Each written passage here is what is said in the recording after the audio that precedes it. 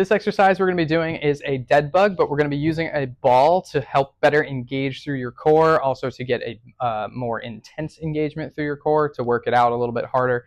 Makes it a little bit more challenging, but in some cases can help you get that core engagement if we're struggling without the ball. This ball's probably a little bit big for me, so I would really rather have a slightly smaller one, but this is what we have available, so we're going to use it. I would generally err on the side of slightly small than slightly big, but you can do whatever feels comfortable for you. You do also want to make sure that you're doing this on a relatively firm surface, so something that's the flat, like the ground. Some people will do it on like a coffee table as well, but I don't recommend doing this on a bed because it's going to make it a lot more difficult, challenging-wise, but it's also going to make it harder for you to feel if you're doing it correctly. So I'm going to do it up here. I'm going to take that ball. It's going to go between your legs and your arms. So you can start with your arms kind of just resting on it and your feet resting down on the ground. There's a few variations, so I'm going to go through the setup for both in this video, and then the second portion of the video will have whatever one your provider is requiring you to do. Okay.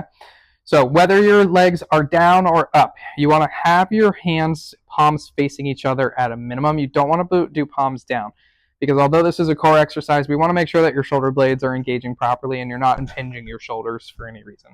So you're going to have palms facing towards each other, okay?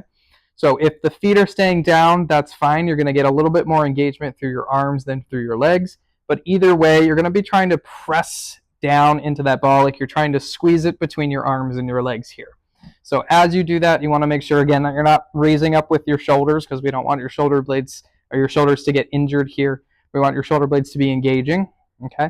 And then because your feet are on the ground in this scenario, you're not going to get as much through the bottom half of your core, and that's okay. This is the easier version, okay? The second part of this, if you're going to be doing the harder version, would be to bring your legs up. This is where the big ball gets a little bit more difficult for me because it's pushing my arms a little too far back. But either way, you want to press down in your arms, and then because your legs are up in the air, you're going to pull up through your legs. Now you can see I'm shaking a little bit. That's good. That means that core is engaging properly, okay? You want to maintain that core stabilization throughout the entire movement, whether you're moving your arm, your leg, or both together, okay? If at any point in time you're starting to notice that you're losing that core activation and you're arching through your back, whether your legs are down or up, okay? That means it's too hard and you want to back off, make it a little bit easier, or give yourself a break because it's just getting tired, okay?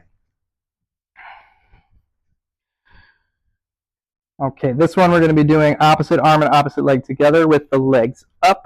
So again, you're going to bring your legs up. You're going to squeeze a little bit through your arms and through your legs to keep that ball in place. And now you're going to drop one arm and one leg opposite of each other at the same time and come back up. Again, only going as far as you're able to maintain. If at any point you're starting to lose it, then you're going to back off. You can also do the variation where you're dropping into a march instead of all the way, if extending that leg is too hard.